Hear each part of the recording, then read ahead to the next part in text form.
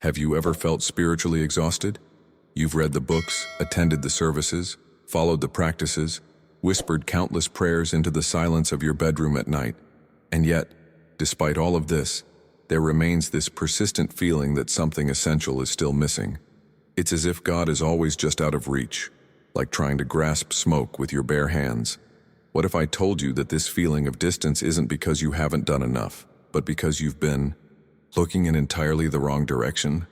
For thousands of years, humanity has been on this relentless quest for divine connection. We've constructed magnificent cathedrals reaching toward the heavens.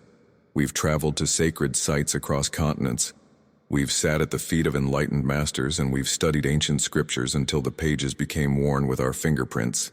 Has this ever happened to you? That moment when you realize that despite all your spiritual effort, all your devotion, all your seeking, you still feel like you're standing outside the gates, peering in at something you can never quite touch? There's a reason for this pervasive sense of spiritual longing, and it's not what religious institutions have been teaching us. The answer isn't found in more rituals, more disciplines, more sacrifices, or more knowledge.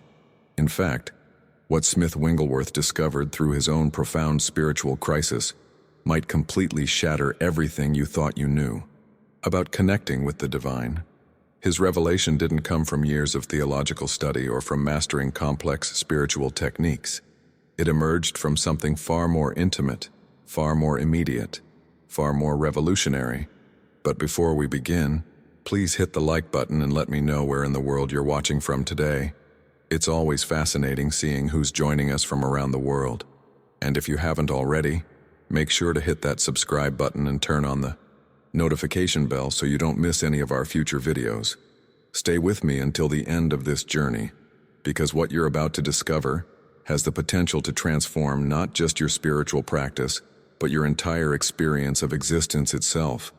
Wigglesworth uncovered a truth that changes the fundamental question we've been asking. Instead of how do I find God, or how do I become spiritual, or what must I do to earn divine favor, the real question becomes something entirely different. Something that might initially sound too simple, even scandalous to traditional religious thinking. The Christ consciousness you've been desperately seeking through external means, through churches, through teachers, through sacred texts, through spiritual practices, has never been separate from you. Not for a single moment, not even for a millisecond. This isn't metaphorical language or poetic imagery designed to make you feel better about your spiritual journey. This is pointing to the fundamental reality of your actual being, right now, in this very moment as you're reading these words. What you're about to explore isn't another spiritual system to adopt, another practice to add to your routine, or another belief to mentally accept. This is about recognizing something that exists prior to all beliefs, all practices, all seeking, all striving. And when this recognition dawns, when this recognition finally settles into your awareness, everything shifts. You see, most of us have been conditioned to think of Christ consciousness as something historical, something that happened 2,000 years ago to someone else, in a place far away. We've been taught to worship it, study it, emulate it, always keeping it at arm's length, always treating it as separate from our everyday reality.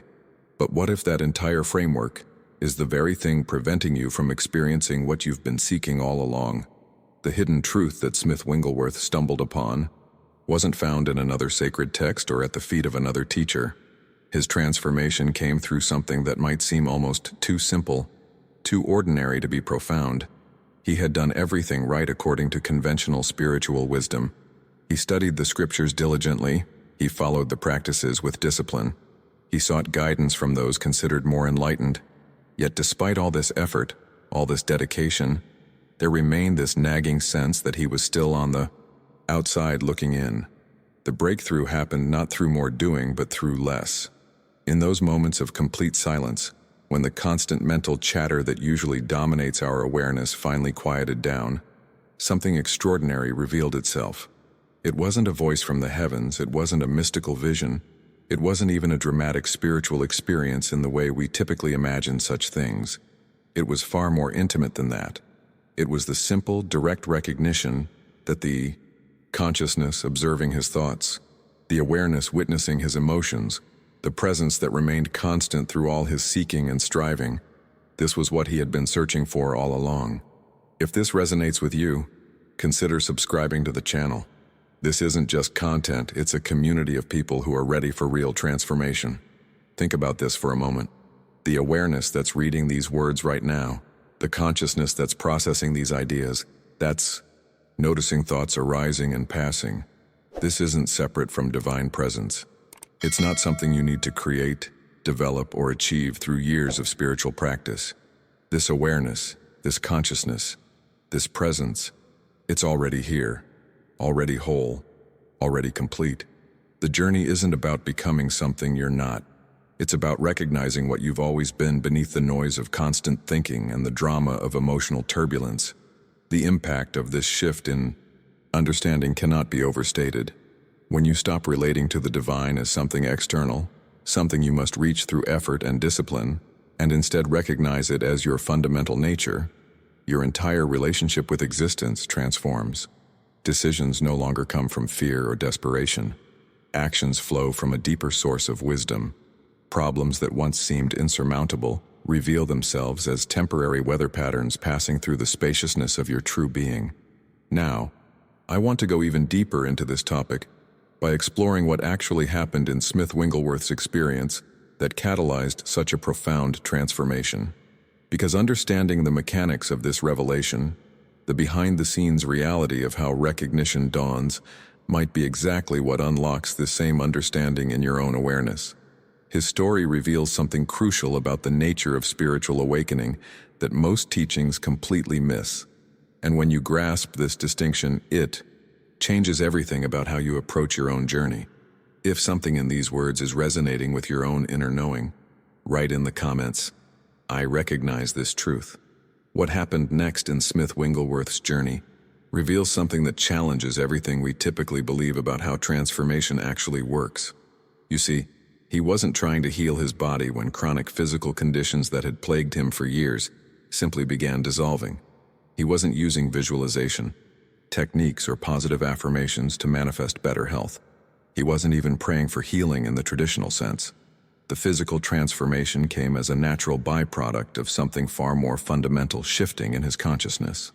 This is where things get really interesting because it exposes the hidden mechanism behind what we often call miracles. When your primary identity shifts from, "I am this limited physical body subject to illness and decay," to, "I am the consciousness in which physical experience appears," something profound happens at levels we can barely comprehend. The body, which is far more intelligent than we give it credit for, begins responding to this new internal blueprint. Conditions that seemed permanent, symptoms that hadn't responded to any medical intervention, started releasing their grip simply because the consciousness holding them had fundamentally changed. The same pattern showed up in his financial situation. Money worries that had created constant anxiety that had kept him awake at night strategizing and planning and trying to control outcomes through sheer willpower. These concerns began resolving themselves through channels he never could have orchestrated. Opportunities appeared from unexpected directions. Resources flowed in ways that defied his previous understanding of how abundance works. But here's the crucial point that most people miss. He wasn't using spiritual principles as techniques to manipulate circumstances. The external shifts were reflections of an internal transformation that had already occurred. This is what makes recognition of your true nature fundamentally different from every other approach to personal development or spiritual growth you've ever encountered. It's not about adding new strategies to your life. It's not about learning better techniques for managing problems or manifesting desires. It's a complete reset of the operating system through which you experience reality itself. Think of it like this. Most approaches to change are like rearranging furniture in a house, but this recognition is like discovering you're not actually confined to the house at all. When you recognize the ground of being that exists beneath all surface turbulence, your relationship to every challenge transforms instantly. You're no longer approaching difficulties from a place of lack, trying desperately to fix what seems broken or acquire what appears missing. Instead, you're relating to temporary circumstances from a foundation of completeness that was never actually disturbed by any problem. The storm may still be raging on the surface, but you've discovered the depths where perfect stillness has always existed. This shift in perspective, this fundamental recalibration of consciousness, changes the very texture of your daily experience. Decisions that once paralyzed you with fear and uncertainty begin flowing naturally from inner clarity.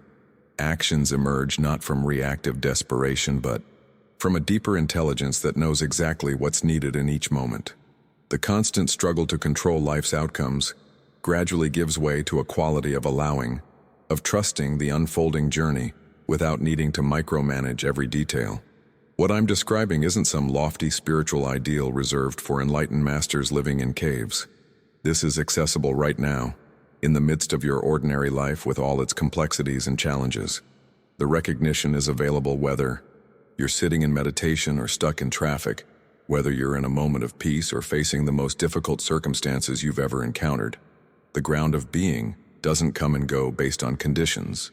It's the constant foundation upon which all changing experiences arise and dissolve. If you've ever felt glimpses of this deeper stability beneath life's chaos, write in the comments, "I've felt this peace." There's a concept that Smith Wigglesworth taught that initially sounds almost controversial, something that might even make you uncomfortable at first hearing. He called it divine indifference. Now, before you misunderstand, this has nothing to do with becoming cold, callous, or disconnected from the suffering in the world or in your own life. It's actually pointing to something far more profound and far more liberating than most spiritual teachings ever touch upon.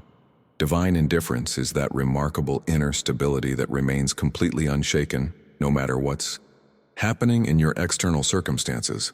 Picture yourself standing in the absolute center of a hurricane. All around you, chaos is unfolding. Winds are tearing through everything. Destruction is happening in every direction. The noise is deafening. Yet right where you stand, there's perfect stillness. Not a single breeze touches you. This isn't because you've built walls to protect yourself or because you're denying the reality of the storm. It's simply the nature of that particular position, that specific vantage point. This is what happens when you recognize your true identity as consciousness itself, rather than as this vulnerable human personality constantly buffeted by circumstances beyond your control. You're not detaching from life or becoming spiritually numb. You're discovering the dimension of your being that was never actually disturbed by any external condition, no matter how dramatic or challenging it appeared to be. The impact of this discovery on your daily experience is extraordinary. You can still care deeply, still respond appropriately to situations, still take necessary action, but you're doing it all from a place of inner wholeness rather than from fear, desperation, or the need to control outcomes. What makes this understanding so revolutionary is that it completely inverts the typical spiritual journey. Most paths teach you that you need to become something you're not currently, that enlightenment or divine connection is a future destination you'll reach if you practice hard enough, long enough, with sufficient dedication and discipline. But here's the hidden truth that changes everything. You don't need to become spiritual, because you already are spiritual being in your essential nature. This isn't a comforting belief or positive thinking. This is pointing to what's actually true about you right now, beneath every thought, beneath every emotion, beneath every experience. The whole paradigm shifts from becoming to being, from achieving something in the future to recognizing what's present now, from earning your way to spiritual attainment to simply acknowledging what was never actually absent. When you see this clearly, your entire relationship with spiritual practice transforms. Meditation is no longer a technique you're using to eventually reach some enlightened state. Prayer isn't a method for convincing a distant God to finally pay attention to you. These practices become more like opening windows in a room that's always been filled with light, simply allowing yourself to notice what was already here all along. Leaving a like helps this message reach others who need to hear it right now. Your simple click creates that connection. This revelation dismantles the exhausting treadmill of spiritual striving that keeps so many seekers perpetually chasing but never arriving. You stop postponing your peace until you've accumulated enough meditation hours or mastered enough spiritual concepts or purified yourself sufficiently through discipline. The journey reveals itself as a pathless path, a recognition that doesn't require traveling anywhere because you're already standing exactly where you need to be. Every moment becomes an opportunity not to become something more spiritual, but to remember what you've temporarily forgotten about your actual nature. The transformation in your daily decisions and actions when you live from this understanding is profound. You're no longer approaching each day from deficit, trying to fill some lack or fix some inadequacy. You're moving through life from fullness, from completion, from a foundation that was never actually damaged by any experience you've had or any mistake you've made. This changes the entire quality of your presence, the energy you bring to relationships, the wisdom that guides your choices. If this perspective is opening something new in your understanding, write in the comments, "I am already whole."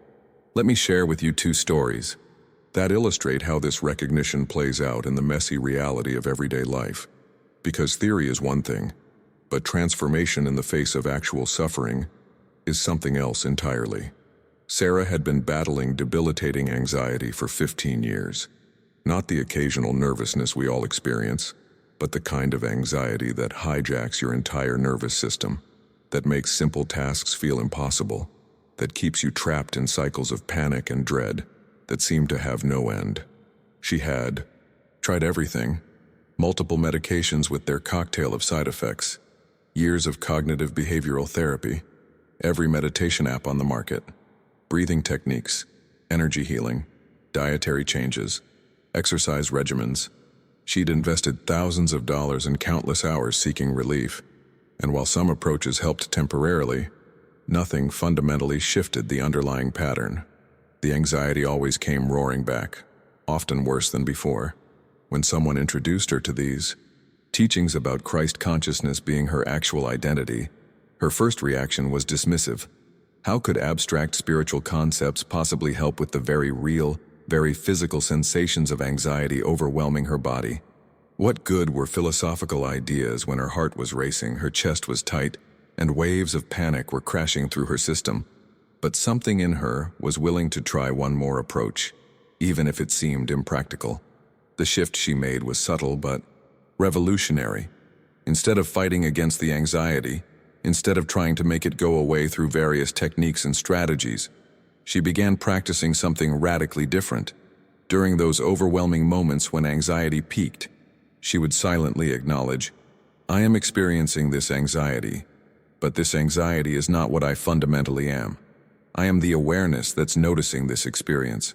She wasn't denying the sensations or pretending they didn't exist.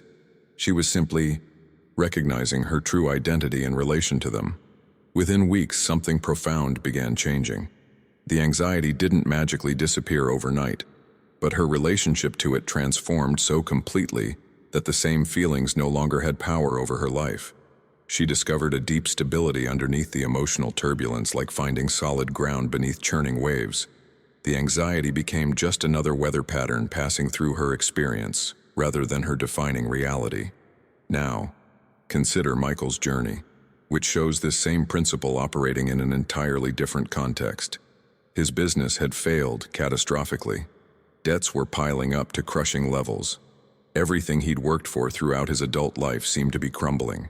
He felt abandoned by God, betrayed by the universe, desperate and terrified about losing everything. When someone shared Wigglesworth's teachings about divine sonship and infinite supply, his skepticism was intense. How could abstract, spiritual ideas pay his mortgage or resolve his very concrete financial obligations? The watershed moment came when Michael stopped trying to use spiritual practices as techniques to attract money. He'd been approaching these teachings like manifestation methods, trying to leverage spiritual principles to manipulate his circumstances. But when he shifted to living from recognition of his spiritual identity as consciousness itself, where infinite supply already exists as present reality, something remarkable happened. New opportunities began appearing through the most unexpected channels. Former connections reached out with profitable projects. Resources flowed from directions he never could have planned or orchestrated. Yet the real miracle wasn't the improved bank balance. The true transformation was Michael's entire relationship to security and abundance. He stopped living from fear and scarcity because he finally understood that his real source was never external circumstances but the infinite creative intelligence expressing as his own consciousness. The journey had revealed what was always true. He'd never actually been separate from his source of supply. If you've struggled with patterns that seemed impossible to break, write in the comments, "I'm ready for this shift." Perhaps the most powerful illustration of this principle comes from Margaret's journey, which confronts the most terrifying scenario most of us can imagine. She received a devastating cancer diagnosis, advanced stage, aggressive. The doctors gave her 6 months to live, maybe less. Conventional treatments had failed. Chemotherapy and radiation hadn't slowed the progression. She was staring at her own mortality with young children who would grow up without their mother. When someone suggested that spiritual recognition might help, Margaret's reaction was fury. How dare anyone offer empty platitudes and abstract spiritual concepts when she was facing death? What good were philosophical ideas about consciousness when her body was literally being consumed by disease? She initially rejected anything that wasn't concrete medical intervention, clinging to the hope that some treatment, some procedure, some miracle drug might save her. But in her darkest moment, when hope seemed completely extinguished and fear consumed every waking moment, something shifted. Not a dramatic spiritual experience, but a quiet willingness to consider that there might be truth about her. Identity that existed beyond medical diagnosis and statistical prognosis. She began spending time each day in a completely different way than she'd ever approached prayer or meditation before. She wasn't desperately begging God to heal her. She wasn't bargaining or pleading or trying to earn divine intervention through promises of changed behavior. Instead, she simply rested in quiet recognition of her spiritual wholeness that existed prior to any physical condition. This wasn't denial of her medical situation or refusal of appropriate treatment. It was recognition of a deeper identity that remained whole regardless of what appeared to be happening in her physical form. The transformation in her consciousness was subtle, but profound. She stopped identifying primarily as a person with cancer who's going to die, and began recognizing herself as eternal spiritual consciousness, temporarily experiencing physical challenges. The impact of this shift extended beyond her own inner experience. Her doctors noticed changes they couldn't explain through conventional medical understanding. The trajectory that had seemed inevitable began altering in unexpected ways. But more significant than any physical changes was the quality of peace that settled over her entire being. The terror that had gripped her for months began dissolving, replaced by a remarkable stability that remained present regardless of test results or symptoms. Now, what makes this recognition sustainable beyond isolated moments of insight? How do you integrate this understanding into the texture of your daily life when you're navigating deadlines, relationships, responsibilities, and all the demands of ordinary existence? Smith Wigglesworth taught something beautifully simple yet profoundly effective that he called the listening attitude. This practice has nothing to do with straining to hear voices from heaven or waiting for dramatic mystical experiences to validate your spirituality. The listening attitude is about cultivating a gentle, ongoing awareness of divine presence within your own consciousness throughout all your daily activities. Whether you're sitting in a business meeting, preparing a meal, having a difficult conversation, driving through traffic, or dealing with a challenging situation, you can maintain this subtle recognition. It doesn't require withdrawing from life or spending hours in meditation. It's bringing a different quality of awareness to everything you're already doing. The practice itself is remarkably straightforward. Throughout your day, take brief moments to silently acknowledge, the Christ that I am is present right now. You don't need to feel anything special. You don't need to achieve any particular spiritual state. Simply recognize this truth about your identity in the present moment. This isn't adding another task to your overwhelming schedule. It's a gentle shift in how you relate to whatever's already happening. What emerges from this consistent practice is a gradual recalibration of your entire center of identity. You begin naturally operating less from personality, circumstances, emotions, and passing thoughts, and more from the changeless divine consciousness that witnesses all these temporary experiences without being disturbed by them. Decisions start flowing from deeper wisdom, rather than reactive fear. Your actions become expressions of your true nature, rather than desperate attempts to control outcomes or protect a vulnerable sense of self. If this practice feels like something you're ready to explore in your own life, write in the comments, "I'm listening now." This recognition naturally extends beyond your own experience and begins transforming how you perceive everyone around you. Here's where something truly remarkable happens, something that operates almost invisibly but creates profound ripple effects in your relationships and interactions. When you encounter someone going through challenges, facing limitations, struggling with difficulties, your automatic response typically involves sympathizing with their problems. You validate their suffering, you agree with their narrative about how hard things are, you reinforce their identification with their circumstances. But what if this well-intentioned sympathy is actually keeping them stuck in the very pattern they're trying to escape? Smith Wigglesworth discovered that there's a completely different way to be present with others that serves them far more deeply than conventional sympathy ever could. When you're with someone experiencing difficulties, instead of focusing on their problems and limitations, you silently recognize their spiritual identity. You see them as divine consciousness appearing in human form, rather than identifying them with their temporary circumstances. This doesn't mean becoming cold or dismissive of their real struggles. You're not ignoring practical needs or refusing to offer concrete help when appropriate. What you're doing is holding recognition of something fundamental about them that they may have temporarily forgotten in the midst of their challenges. You're seeing beyond their current story about themselves to the unchanging truth of what they actually are beneath all appearances. The hidden power of this practice is extraordinary. People begin sensing something different in your presence, though they may not be able to articulate exactly what's changed. There's a quality of acceptance that doesn't depend on them being different than they are. There's a silent acknowledgement of their inherent wholeness that creates space for their own recognition to dawn. This atmosphere you generate simply by maintaining this awareness often facilitates more profound transformation than hours of well-intentioned advice or therapeutic intervention. What happens behind the scenes is that you stop reinforcing their limited self-concept and begin reflecting back to them their own divine nature. Without saying a word about spirituality or consciousness, without preaching or teaching, you become a living reminder of what they truly are. Many people report feeling mysteriously peaceful, suddenly clear about solutions, or unexpectedly inspired after spending time with someone who practices this consistent recognition. This same principle applies to your relationship with your own emotional landscape, which for many of us feels like the most challenging terrain to navigate. Wigglesworth taught an approach for handling difficult emotions that's radically different from what you've probably been taught. Most of us either suppress emotions, trying to push them away and pretend they're not there, or we become completely identified with them, drowning in the feeling and losing all perspective. There's a third possibility that changes everything.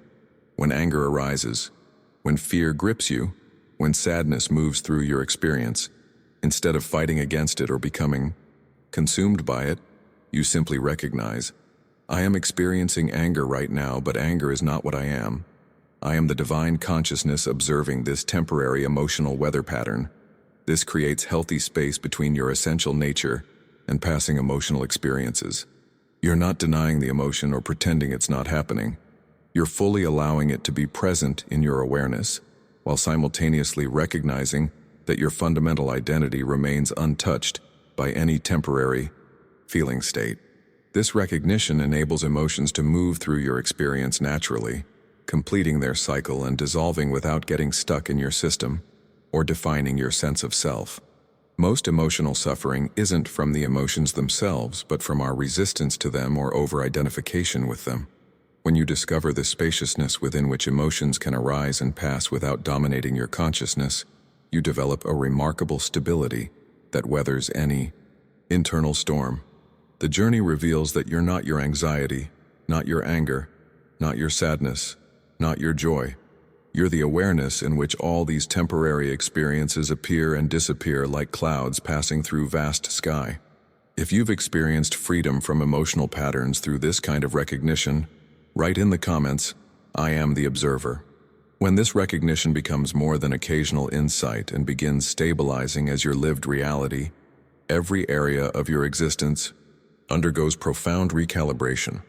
Consider what happens to your relationship with work and career when you consistently live from the awareness that Christ consciousness expresses as your individual being. The entire paradigm shifts from struggle and striving to natural expression and flow. Your career stops being primarily about survival, security, or personal achievement. It transforms into something far more meaningful, an expression of your divine nature finding form in the world. Business. Decisions that once paralyzed you with fear about making the wrong choice begin flowing from inner wisdom and clarity. You find yourself naturally drawn toward opportunities that align with your deepest values and allow you to offer genuine service, while situations that compromise your integrity or drain your energy simply fall away without the drama and conflict you might have expected. The impact of this shift shows up in subtle but powerful ways. Your presence in meetings, collaborations, and professional interactions takes on a quality that others notice and appreciate, even if they can't quite articulate what feels different about working with you. There's an authenticity, a centeredness, a lack of desperation or manipulation that creates trust and opens doors that frantic networking and strategic positioning never could. You're operating from fullness rather than lack, from service rather than self-interest. And paradoxically, this often leads to far greater material success than the anxious, striving approach ever produced. Behind the scenes of this transformation is a fundamental truth about how consciousness works in relationship to manifestation and material reality. When your internal state shifts from identification with limited personality to recognition of your spiritual nature, your external circumstances begin reorganizing themselves to reflect this new internal blueprint. It's not magic or mysticism in the way those terms are often misunderstood. It's simply the natural relationship between consciousness and experience, between inner recognition and outer reflection. This brings us to perhaps the most important understanding of all, one that can save you from years of unnecessary complication and frustration on the spiritual journey. The recognition we've been exploring isn't something you achieve through tremendous effort, years of disciplined practice, or accumulation of spiritual merit. It's something you allow yourself to remember in moments of simple presence.